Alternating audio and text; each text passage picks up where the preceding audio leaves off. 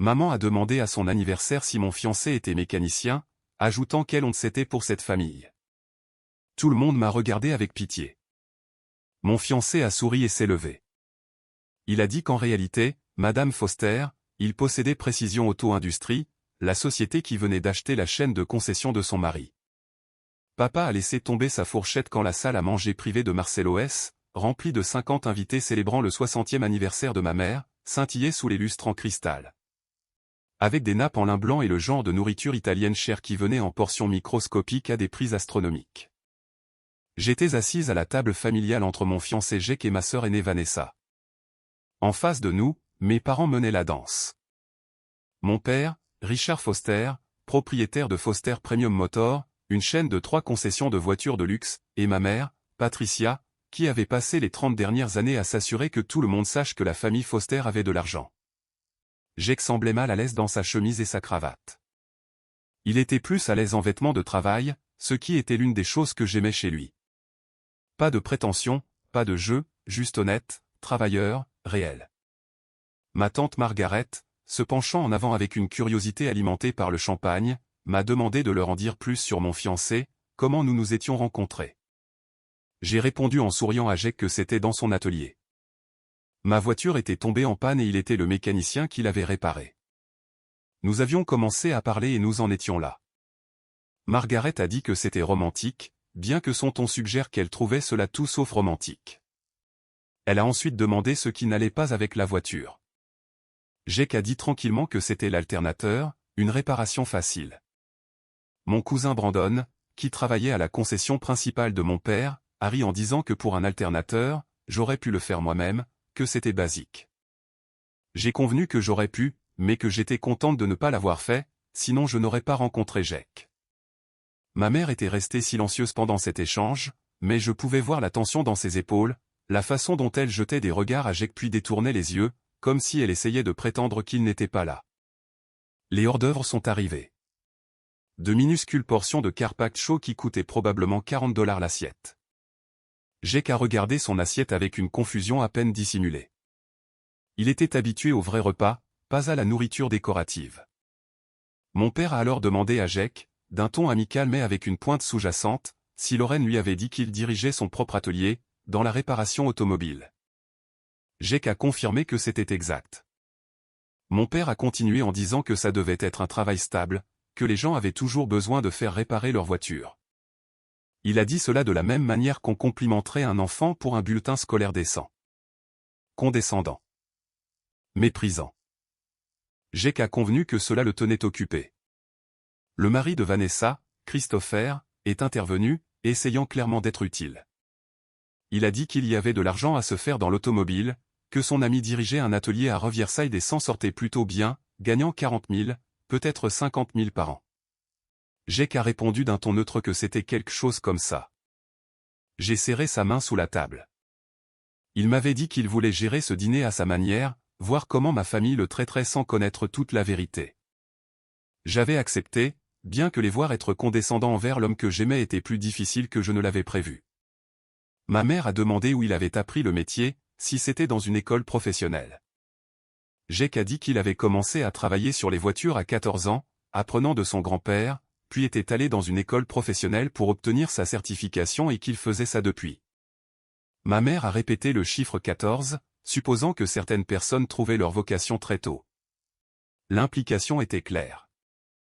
Certaines vocations valaient plus que d'autres. Le dîner est arrivé. De petites portions d'osso-bucco qui semblaient magnifiques et avaient probablement un goût incroyable, mais qui ne rassasieraient personne qui effectuait un travail physique pour gagner sa vie. Jake a mangé poliment, a peu parlé et a enduré la conversation de plus en plus gênante autour de lui. J'ai entendu ma tante murmurer à ma mère, pas assez bas, que Lorraine aurait pu faire tellement mieux. Ma mère a hoché la tête, disant qu'elle savait, qu'elle avait essayé de lui parler, mais qu'elle insistait sur le fait qu'elle était amoureuse. La mâchoire de Jake s'est crispée, mais il n'a rien dit. Après le plat principal, ma mère s'est levée pour faire un discours. Elle a remercié tout le monde d'être venu, a parlé de sa vie merveilleuse, de sa famille prospère, de ses belles filles. Elle a dit que Vanessa avait si bien réussi, rayonnant vers ma sœur, mariée à Christopher, un avocat à succès, et qu'il venait d'acheter une maison à Wellington Heights, un quartier si prestigieux. Vanessa semblait mal à l'aise mais a accepté les éloges. Ma mère a continué, son sourire s'estompant légèrement, en parlant de moi, sa fille à l'esprit libre, choisissant toujours le chemin non conventionnel. Elle a fait une pause et j'ai senti mon estomac se nouer. Parlant de non conventionnel, elle a supposé qu'il devait reconnaître mes fiançailles. La pièce est devenue silencieuse. Ce n'était pas le plan. Maman n'était pas censée aborder cela publiquement. Elle a continué en disant que j'étais fiancé à Jake Morrison, faisant un geste vers lui. Elle a expliqué que Jake était mécanicien, qu'il travaillait de ses mains, réparait des voitures, très col bleu. J'ai senti la main de Jake se resserrer sur la mienne. Ma mère a dit qu'elle était sûre que Jake était une personne très gentille, son ton suggérant qu'elle n'en était pas sûre du tout. Mais elle devait être honnête, et nous savions tous qu'elle appréciait l'honnêteté. Ses fiançailles étaient quelque peu embarrassantes pour leur famille. La pièce était maintenant complètement silencieuse. Même les serveurs s'étaient arrêtés de bouger. Mon père a dit que ce n'était pas embarrassant, Patricia, même s'il ne semblait pas en désaccord. Elle a répondu que si, Richard, qu'il fallait être réaliste. La famille Foster avait un certain statut dans cette communauté. Leurs concessions, leur travail caritatif, leurs relations sociales, et Lorraine allait épouser un mécanicien, quelqu'un qui travaille sur les voitures pour gagner sa vie. Elle l'a dit comme si Jake nettoyait les égouts. Comment était-il censé le présenter lors des événements familiaux? Que penseraient leurs amis? Je me suis levé, ma chaise raclant le sol. Ma mère m'a dit de m'asseoir, qu'elle n'essayait pas d'être cruelle, mais pratique. Que je pouvais faire tellement mieux. Que j'avais un diplôme, que j'étais séduisante, que je venais d'une bonne famille. Pourquoi se contenter de quelqu'un qui... Jake s'est levé et a dit tranquillement, « Madame Foster ». Sa voix n'était pas forte, mais quelque chose dans son ton a fait taire tout le monde. Il a dit qu'il appréciait son honnêteté, vraiment. Alors, il a demandé la permission d'être honnête à son tour. Il a sorti une carte de visite de la poche de sa veste, la faisant glisser sur la table vers mon père. Il a expliqué qu'il ne faisait pas que travailler sur les voitures, monsieur, il possédait Précision Auto-Industrie. Il fabriquait des pièces automobiles, principalement des composants de moteurs et des systèmes de transmission. Ils avaient des usines de production dans 3 États et fournissaient des pièces aux principaux constructeurs automobiles du pays. Mon père a pris la carte, son visage passant de la confusion à la pâleur. Précision Auto-Industrie. C'était son entreprise qui venait d'acquérir Foster Premium Motor. Jake a répondu que oui, monsieur. L'acquisition avait été finalisée la veille. Sa chaîne de concession était maintenant une filiale de PI Automotive Group, qu'il possédait. La voix de Jake est restée calme, presque conversationnelle. Il allait le lui dire dans un moment plus privé, mais puisqu'ils étaient honnêtes en public, il s'est dit que c'était le bon moment. Le verre de champagne de ma mère lui a glissé des doigts, se brisant contre son assiette. Elle a demandé quoi? Jake a répondu qu'ils avaient acquis son entreprise, madame. Les 3 concessions. La paperasse avait été traitée la veille au matin. Il avait signé les derniers documents environ 2 heures avant ce dîner. Le silence qui a suivi était assourdissant. Mon père regardait la carte de visite comme si elle pouvait exploser. Il a demandé s'il était James Morrison. Morrison, le J.E. Morrison dont on parlait dans les nouvelles de l'industrie automobile depuis 5 ans. Jake a répondu que c'était lui, mais qu'il préférait Jake. Il a regardé ma mère et a ajouté qu'il travaillait de ses mains, Madame Foster. Il avait commencé comme mécanicien, appris le métier de A à Z, ouvert son propre atelier, puis commencé à fabriquer des pièces pour ses propres réparations. Il avait découvert qu'il était doué pour ça, avait développé, construit une entreprise. Il a haussé les épaules. Il travaillait encore sur des voitures parfois. Il aimait ça. Ça le gardait les pieds sur terre. Mon père a demandé, la voix creuse, combien il avait payé. Pour ses concessions, 22 millions. La juste valeur marchande. Son comptable et ses avocats avaient tout examiné. Ils supposaient qu'il lui avait dit qu'une vente était en cours. Ils avaient dit qu'une société appelée PI Automotive Group était intéressée. Ils pensaient que c'était un conglomérat d'entreprises. Ils ne savaient pas. Ils n'avaient jamais. Le visage de mon père était passé de pâle à gris. Il a parlé de la paperasse, de tous ces documents qu'il avait signés la semaine dernière. C'était lui par l'intermédiaire de ses avocats d'affaires. Jake a confirmé que oui, monsieur. Ils avaient gardé la confidentialité conformément au protocole d'acquisition standard. Il voulait que l'accord soit évalué sur ses mérites commerciaux, non compliqués par le fait qu'il sortait avec sa fille. Ma mère a dit faiblement, « Sortir ensemble ? Vous êtes fiancés. Vous allez l'épouser et vous possédez l'œuvre de la vie de mon mari. » Jake a répondu qu'il possédait l'entreprise, madame. Il respectait le travail que son mari avait consacré à la construire. C'est pourquoi les conditions d'acquisition étaient généreuses et la structure de gestion restait intacte. La voix de Jake est restée calme, mais je pouvais sentir la tension dans sa main. Monsieur Foster gardait le contrôle opérationnel. Il connaissait le marché local, avait des relations avec les clients qu'il ne pouvait pas reproduire. Il apportait des ressources, des infrastructures, des avantages en matière de chaîne d'approvisionnement. C'était un partenariat, pas une prise de contrôle. Mon père regardait toujours la carte de visite. Précision Auto-Industrie. Il lisait des articles sur lui dans les publications professionnelles depuis 3 ans. L'innovateur de l'industrie, le gars qui a révolutionné la fabrication de composants de transmission. C'était ce J.E. Morrison. Jake a dit qu'il préférait Jake, mais oui, qu'il avait 34 ans et avait bâti une entreprise de 200 millions de dollars. Jake a corrigé tranquillement que c'était 230 millions l'année dernière. Cette année, il s'orientait vers 280.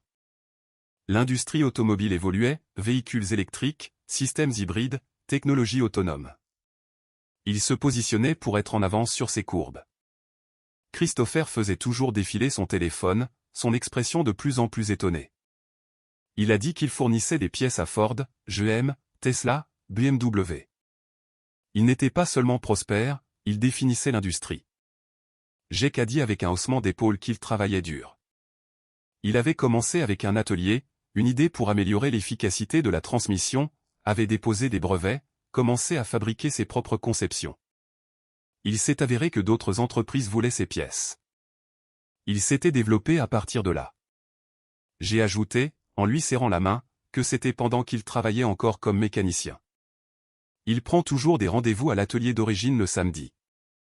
Il garde ses compétences affûtées, reste connecté au travail.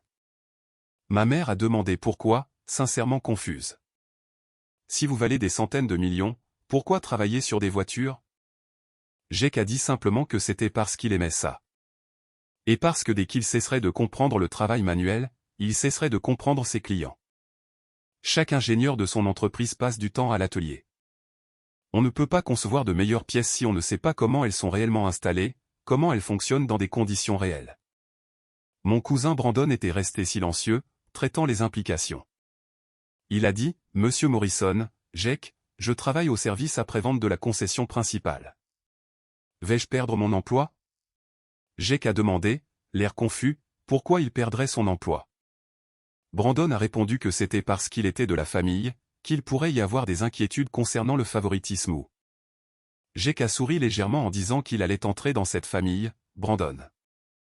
S'il licenciait tous ceux qui étaient liés au Foster, il devrait licencier sa propre future femme. La performance professionnelle déterminait l'emploi, pas le nom de famille.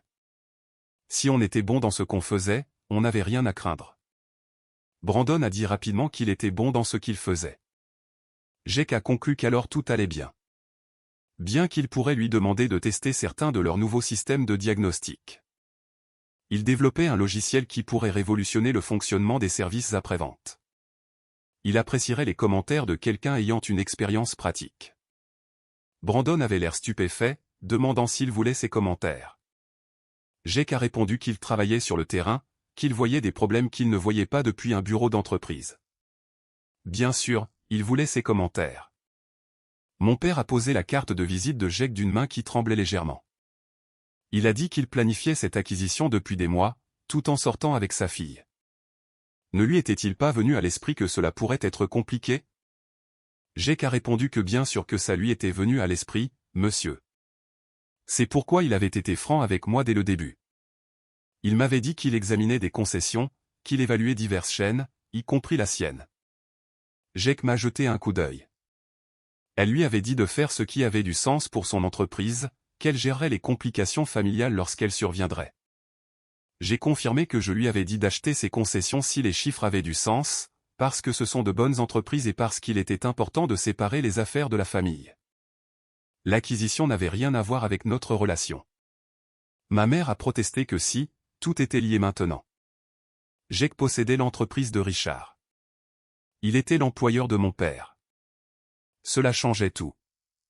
J'ai dit que cela changeait la relation d'affaires, que cela ne changeait pas le fait que je l'aimais, que nous construisions une vie ensemble, que nous allions nous marier. Mais elle a dit désespérément que les gens parleraient. Il dirait qu'il avait acheté l'entreprise pour les contrôler ou que je l'épousais pour son argent. Je l'ai interrompu en disant de les laisser parler. Les gens qui nous connaissent ne croiront pas les ragots. L'opinion des gens qui ne nous connaissent pas n'a pas d'importance. Vanessa était restée silencieuse pendant la majeure partie de tout cela, mais elle a finalement pris la parole. Elle a dit à maman qu'elle passait à côté de l'essentiel. Elle s'était levée à son dîner d'anniversaire et avait traité Jake d'embarrassant. Elle avait dit à 50 personnes que mes fiançailles étaient honteuses parce que mon fiancé travaillait de ses mains. Elle a fait un geste vers Jake et a ajouté qu'il était un PDG multimillionnaire qui venait d'acheter l'entreprise de papa. Elle n'aurait pas pu avoir plus tort. Ma mère a dit qu'elle savait qu'elle avait eu tort, les larmes coulant plus vite maintenant. Elle le savait, Vanessa. Elle était mortifiée. Elle avait honte. Elle voulait disparaître. Vanessa a dit sans détour de s'excuser alors. D'arrêter de pleurer sur son embarras et de s'excuser auprès de l'homme qu'elle avait publiquement insulté. Ma mère a regardé Jake, le mascara coulant sur son visage. Elle a dit qu'elle était tellement désolée, Jake. Profondément désolée. Elle l'avait jugé sans le connaître. Elle avait fait des suppositions basées sur son travail, et ces suppositions étaient non seulement fausses, mais cruelles. Jake a dit qu'il appréciait cela, Madame Foster. Pour ce que ça valait, il comprenait d'où elle venait. Elle avait vu un mécanicien et avait pensé col bleu, revenu limité, perspective limitée. C'était une supposition courante. Mon père a dit que cela ne rendait pas la chose juste. Patricia, ils avaient élevé leur fille pour qu'elle valorise le caractère plutôt que les diplômes. Ce soir-là, ils avaient montré qu'ils ne le croyaient pas vraiment. Ils avaient montré qu'ils étaient des hypocrites. Vanessa a marmonné de parler pour soi, qu'elle avait été gentille avec Jake. Je l'ai corrigée en disant qu'elle avait été polie, qu'il y avait une différence. Elle n'avait pas été cruelle comme maman, mais elle n'avait pas été accueillante non plus. Elle n'arrêtait pas de poser des questions condescendantes sur l'atelier de Jake, sur l'école professionnelle, sur le fait de savoir s'il prévoyait d'étendre son entreprise, le tout avec ce ton comme si elle parlait à un enfant de son stand de limonade. Vanessa a rougi. Elle a dit qu'elle essayait de s'intéresser à son travail. J'ai dit qu'elle essayait de trouver des moyens polis de déterminer s'il était assez bien pour sa sœur, et qu'elle avait déjà décidé que non. La table est tombée dans le silence. Le gâteau d'anniversaire était resté intact, 60 bougies se consumant lentement. Finalement, mon père a parlé. Il a dit à Jake qu'il devait le rencontrer. Pas seulement pour la transition de l'entreprise, mais pour s'excuser correctement. D'homme à homme, de père à futur gendre. Il le méritait. Jake a répondu qu'il appréciait cela, monsieur. Qu'il était libre le lendemain matin s'il l'était aussi. Demain matin, 8h30, à son bureau à la concession principale, qui était maintenant son bureau, a dit Jake avec un léger sourire. Mais oui, il serait là. Ma mère avait arrêté de pleurer et regardait le gâteau comme si elle ne se souvenait plus pourquoi il était là. Elle a dit distraitement qu'il devrait le couper, que les gens attendaient le gâteau. Je lui ai dit gentiment que je pensais que la fête était finie. Et elle l'était. Les invités ont commencé à trouver des excuses pour partir. Des réveils matinaux, des baby-sittés, des obligations vagues. En 30 minutes, la salle à manger privée s'était vidée, à l'exception de la famille immédiate. Mes parents, Vanessa et Christopher, Brandon, et nous. Ma mère a demandé tranquillement ce qui se passait maintenant. Avec nous tous, avec la famille. J'ai répondu que ça dépendait. Pouvait-elle accepter Jake pour qui il était? Pas pour ce qu'il valait, mais pour qui il était en tant que personne. Mon père a dit lentement que c'était un homme bien. Il pouvait le voir. Il avait géré la soirée avec plus de grâce qu'il ne l'aurait fait. Il ne leur avait pas frotté le nez dans leurs erreurs, même s'il aurait pu. Brandon a ajouté qu'il était humble. Il possédait une entreprise énorme, mais prenait toujours des services le samedi en tant que mécanicien. C'était vraiment cool. Christopher a dit, en regardant toujours son téléphone, qu'il réussissait à une échelle qu'il pouvait à peine comprendre. Mais il les avait tous laissés le traiter comme s'il était inférieur à eux sans dire un mot. Cela demandait soit une patience énorme, soit une confiance énorme. J'ai dit en souriant à Jake que c'était les deux. Il était sûr de qui il était, n'avait pas besoin de validation externe. Jake a haussé les épaules. Il savait ce qu'il avait construit. Il savait ce qu'il valait, tant financièrement qu'en tant que personne. Les opinions des autres ne changeaient pas ses faits. Ma mère a tendu la main sur la table, sa main tremblante. Elle nous a demandé à tous les deux si nous lui pardonnerions. J'ai répondu que finalement, oui, mais maman, tu ne pouvais pas juste t'excuser et que tout redevienne normal. Tu nous avais humiliés publiquement. Cela avait des conséquences. Elle a demandé quelles conséquences. J'ai dit fermement que nous allions toujours nous marier. Mais elle devait comprendre que Jake et moi étions une équipe. Si elle ne pouvait pas le respecter, elle ne pouvait pas faire partie de nos vies. Elle a immédiatement promis qu'elle le respecterait, qu'elle ferait mieux, qu'elle arrangerait les choses. Des actes, maman. Pas des mots. Montre-le-nous par la façon dont tu le traiteras à l'avenir. La conversation a continué pendant une autre heure. Gênante, douloureuse, mais nécessaire. Des excuses ont été présentées. Des explications tentées, des limites établies. Au moment où Jake et moi sommes partis, j'étais épuisé, mais aussi étrangement soulagé. La vérité était révélée. Plus besoin de faire semblant, plus besoin de regarder ma famille condescendre à l'homme que j'aimais. Jake a dit sèchement en montant dans son camion que ça s'était bien passé. J'ai répondu qu'il avait une étrange définition de bien. Il a dit que ma famille savait maintenant qui il était. Ma mère s'était excusée. Mon père voulait arranger les choses. C'était un progrès. J'ai rétorqué que ma mère l'avait d'abord traité d'embarrassant devant 50 personnes. Il a reconnu que c'était vrai, mais que l'expression sur son visage quand elle avait réalisé qu'il avait acheté l'entreprise de mon père était inestimable, que ça valait presque les insultes. J'ai ri malgré tout, lui disant qu'il était terrible. Il a dit qu'il était pratique. Et qu'il n'allait pas prétendre que regarder les visages des gens changer quand il réalisait qu'il était riche n'était pas satisfaisant. Je lui ai dit que la vengeance était indigne de lui. Il a protesté que ce n'était pas de la vengeance, c'était de l'éducation. Ma famille avait besoin d'apprendre que juger les gens sur leur travail était à courte vue. La soirée avait enseigné cette leçon très efficacement. Nous avons roulé en silence confortable pendant un moment. La nuit de Miami était chaude à travers les fenêtres ouvertes. Jake conduisait son vieux camion parce qu'il l'aimait, parce qu'il était confortable, parce que les symboles de statut ne l'intéressaient pas. J'ai finalement demandé s'il pensait qu'il viendrait au mariage. Jake a prédit que ma mère viendrait. Elle passerait les 6 prochains mois à essayer de se racheter pour cette soirée. Mon père viendrait parce qu'il respectait le fait qu'il lui faisait une offre équitable sur l'entreprise. Vanessa et Christopher viendraient parce qu'ils étaient curieux du monde dont nous faisions maintenant partie.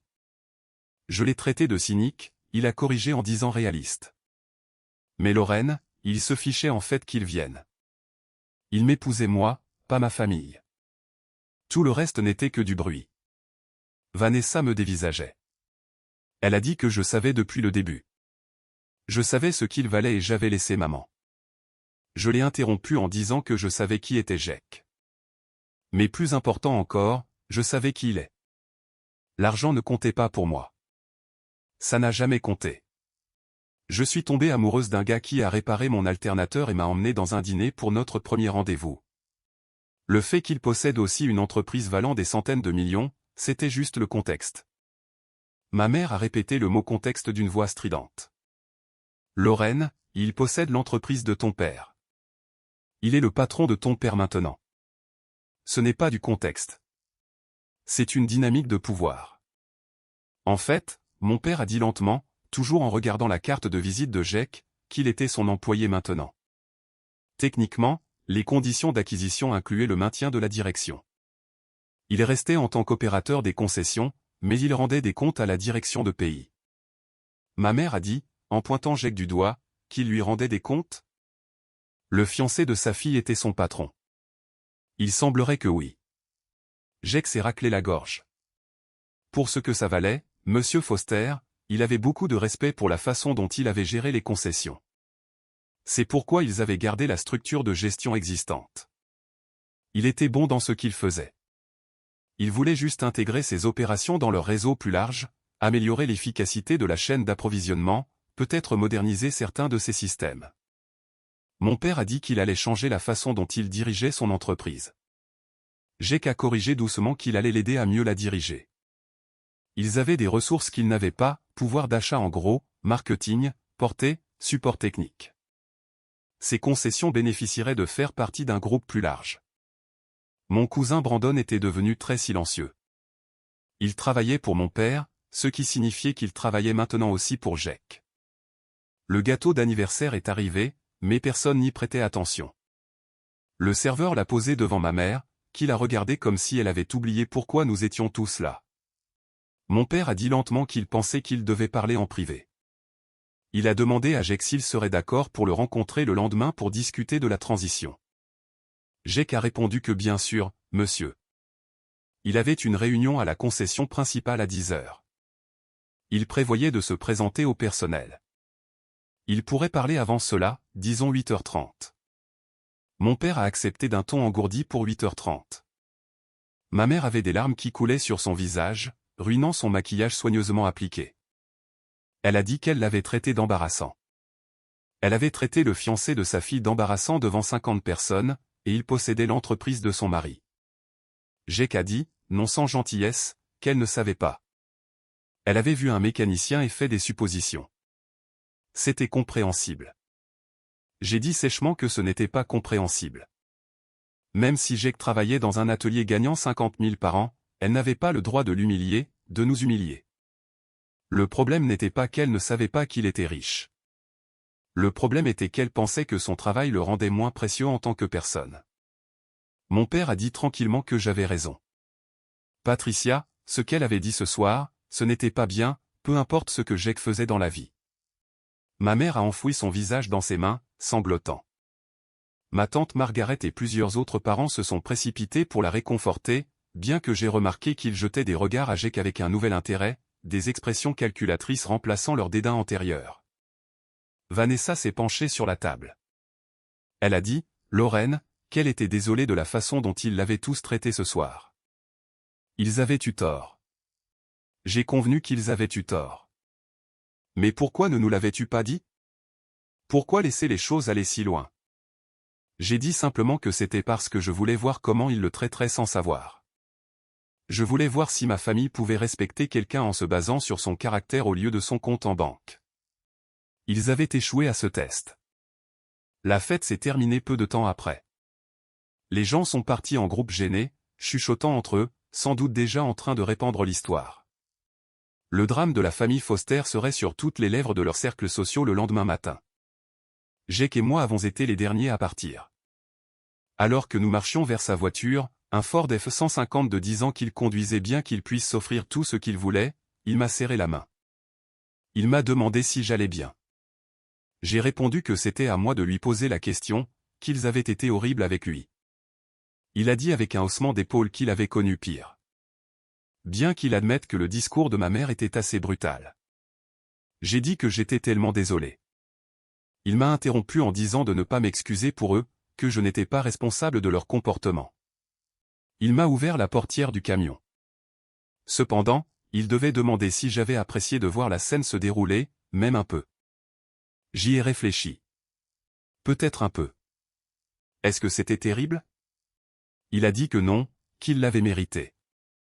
Il a fermé ma portière et a fait le tour du côté conducteur, ajoutant cependant qu'il aurait probablement dû trouver un moyen moins dramatique d'annoncer à mon père l'acquisition. J'ai ri malgré tout en demandant s'il pensait vraiment. Il avait littéralement acheté son entreprise et ne lui avait rien dit jusqu'à ce que sa future belle-mère le traite d'embarrassant. Il a répondu que pour sa défense, il prévoyait de le lui dire le lendemain, que ma mère l'avait juste forcé la main. Nous avons roulé en silence confortable pendant un moment. Puis Jake a demandé si je pensais qu'il viendrait au mariage. J'ai admis que je ne savais pas. Une partie de moi s'en fichait. Une partie de moi voulait vraiment qu'il me voie l'épouser et réalise qu'il était la meilleure chose qui me soit jamais arrivée. Il a suggéré que nous pourrions nous enfuir, juste nous, un palais de justice, et c'était fait. J'ai convenu que nous pourrions, mais que maintenant, je voulais en quelque sorte le grand mariage. Je voulais inviter tous ceux qui l'avaient regardé comme s'il était inférieur à eux ce soir-là et leur montrer exactement qui il était. Jake a souri. Un mariage de vengeance. Il aimait ça. J'ai dit que ce n'était pas de la vengeance, mais de la justice. Un mariage de justice. Encore mieux. Le lendemain matin, j'ai reçu un appel de mon père à 7 heures. Lorraine, ta mère et moi devons te parler. Peux-tu passer à la maison? J'ai demandé si c'était à propos de Jake. Il a répondu que c'était entre autres choses, s'il vous plaît, qu'il devait s'excuser correctement. Je suis allé chez mes parents, une grande maison coloniale dans un quartier exclusif qui semblait soudain moins impressionnante sachant que Jake pourrait probablement l'acheter sans toucher à ses économies. Mes deux parents avaient l'air de ne pas avoir dormi. Les yeux de ma mère étaient gonflés d'avoir pleuré. Mon père avait l'air épuisé. Ma mère a dit immédiatement en entrant que nous étions désolés. Lorraine, elle était si profondément désolée pour ce qu'elle avait dit la nuit dernière à propos de Jake, des fiançailles, de tout. J'ai dit qu'elle devrait s'excuser auprès de Jake, pas de moi. Elle a dit qu'il le ferait, que mon père avait une réunion avec lui dans 1 heure. Mais elle avait besoin que je sache qu'elle ne voulait pas nous blesser, ni lui ni moi. Elle a cherché ses mots. Elle voulait que j'épouse quelqu'un qui pourrait subvenir à mes besoins, quelqu'un d'établi. Elle avait vu un mécanicien et avait pensé. J'ai terminé en disant qu'elle pensait qu'il n'était pas assez bien, à cause de son travail. Parce que travailler de ses mains n'était pas aussi précieux que de travailler dans un bureau ou de posséder une entreprise. Elle a dit simplement qu'elle avait eu tort. Manifestement tort à propos de Jake en particulier, mais aussi tort sur le principe. Mon père et elle avaient parlé toute la nuit de leurs valeurs, de ce qu'ils nous avaient appris, à nous les filles, de l'exemple qu'ils avaient donné. Mon père a hoché la tête. Il a dit qu'il avait bâti son entreprise à partir de rien, Lorraine. Il avait commencé comme vendeur sur le terrain de quelqu'un d'autre. Il avait gravi les échelons, économisé de l'argent, pris des risques. Quelque part en cours de route, il avait oublié ce parcours. Il avait commencé à penser que le succès signifiait le statut au lieu du travail acharné. Il a continué en disant que le parcours de Jake était comme le sien à l'époque. Il était parti de rien, avait construit quelque chose de remarquable. La différence était qu'il l'avait fait plus grand et plus vite qu'il n'avait jamais réussi. Et il l'avait fait en restant assez humble pour se salir les mains. J'ai dit qu'il travaillait sur les voitures parce qu'il aimait ça, pas parce qu'il le devait. Il disait que cela le maintenait connecté à la raison pour laquelle il avait créé l'entreprise en premier lieu. Mon père a dit que c'était admirable. C'était le genre de personne que je devais épouser. Quelqu'un qui comprenait la valeur du travail, quelle que soit la richesse. Ma mère a pris ma main. Elle avait honte de ce qu'elle avait dit. Honte d'avoir plus prêté attention à ce que ses amis penseraient qu'à mon bonheur. Elle a demandé si je pouvais lui pardonner. J'y ai réfléchi. Finalement. Mais maman, tu nous as humiliés tous les deux en public. Tu ne peux pas juste t'excuser et que tout redevienne normal. Elle a dit qu'elle le savait. Qu'elle ferait mieux. Qu'elle arrangerait les choses. J'ai dit de commencer par traiter Jake avec respect. Pas parce qu'il était riche, mais parce qu'il était l'homme que j'aimais. Parce qu'il était gentil, honnête et bon. Mon père a promis qu'il le ferait. Il le rencontrait dans 1 heure pour la transition de l'entreprise.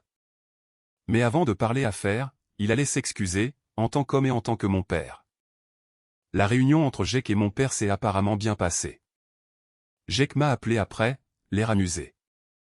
Il a dit que mon père s'était excusé pendant environ 20 minutes d'affilée. Puis ils avaient parlé affaires pendant 1 autre heure. Il était bon dans ce qu'il faisait, Lorraine. Il voyait pourquoi les concessions avaient réussi. Je lui ai dit qu'il était soulagé que Jake n'allait pas le virer. Jake a demandé pourquoi il le virerait, qu'il était un atout. Jake a fait une pause. Bien qu'il ait précisé que si quelqu'un dans les concessions me traitait mal à cause de notre relation, ils auraient affaire à lui. J'ai dit avec un sourire, quel héros. Il a dit qu'il était sérieux. J'allais être sa femme. Cela signifiait que ses employés, y compris mon père, devaient me traiter avec respect. J'ai dit que notre mariage allait être gênant. Jake a convenu que peut-être, ou peut-être que tout irait bien. Mes parents semblaient sincèrement désolés. Au cours des semaines suivantes, les choses se sont lentement améliorées. Ma mère a appelé Jake et s'est excusée directement. Une conversation qu'il a qualifiée de gênante mais sincère. Mon père a travaillé avec Jake sur la transition des concessions et en est ressorti impressionné par le sens des affaires de Jake et son style de gestion respectueux. Vanessa nous a invités à dîner et s'est excusée pour le comportement de sa famille. Christopher n'arrêtait pas de demander des conseils commerciaux à Jake, que Jake fournissait patiemment. Le reste de la famille s'est progressivement adapté à la nouvelle réalité. Les chuchotements ont cessé. Les regards de pitié ont disparu. Soudain, les gens étaient très intéressés à me parler lors des événements familiaux, me posant des questions sur les préparatifs du mariage, commentant ma bague de fiançailles. La bague que Jake avait choisie lui-même, en utilisant les connaissances qu'il avait acquises après des années de travail avec des outils de précision. Rien de prétentieux, rien de tape à accent grave-l'œil, juste un diamant parfait serti dans une bande élégante qui allait à ma main comme si elle avait été faite pour moi. C'était le cas, Jake avait passé des mois à la concevoir, travaillant avec un joaillier pour peaufiner chaque détail. C'était lui. Réfléchi, délibéré, se souciant des détails qui comptaient. 3 mois après le dîner d'anniversaire désastreux de ma mère, nous nous sommes mariés. Le mariage était exactement ce que nous voulions. Élégant, mais pas ostentatoire, cher, mais pas gaspilleur, célébrant l'amour plutôt que le statut. Mes parents sont venus. Ma mère a pleuré pendant toute la cérémonie, mais je n'étais pas sûr si c'était de bonheur ou de honte résiduelle. Probablement les deux. Mon père m'a accompagné à l'hôtel et quand il m'a confié à Jake, il a murmuré de prendre soin de moi, qu'il était un homme bien. Jake a murmuré en retour qu'il le ferait et l'a remercié, monsieur. À la réception, ma mère a porté un toast. Elle a dit que lorsque je lui avais annoncé pour la première fois que j'étais fiancé à un mécanicien, elle avait été horrifiée. Elle pensait que je gâchais mon avenir. Elle a fait une pause, sa voix se brisant. Elle avait eu tort. Je ne gâchais rien. Je choisissais un homme d'intégrité, d'intelligence et d'ambition. Un homme qui avait bâti quelque chose de remarquable à partir de rien. Un homme qui aimait ma fille plus qu'elle n'aurait jamais imaginé que quelqu'un puisse l'aimer. Elle a levé son verre. Jake, elle était désolée de la façon dont elle l'avait traité. Désolée de ne pas avoir pu voir ce que j'avais vu depuis le début. Bienvenue dans leur famille. Ils avaient de la chance de la voir. La salle a applaudi.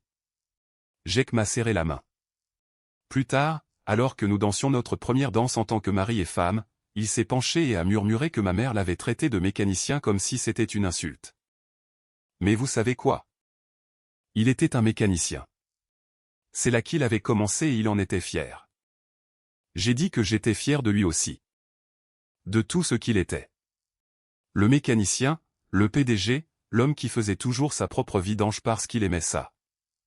Il a ajouté, l'homme qui t'aime plus que tout. Surtout cette partie. Pendant que nous dansions, j'ai regardé nos invités. Ma famille qui avait appris une dure leçon sur le jugement des gens. La famille de Jake qui ne s'était jamais soucié de l'argent et m'avait accueilli chaleureusement dès le début.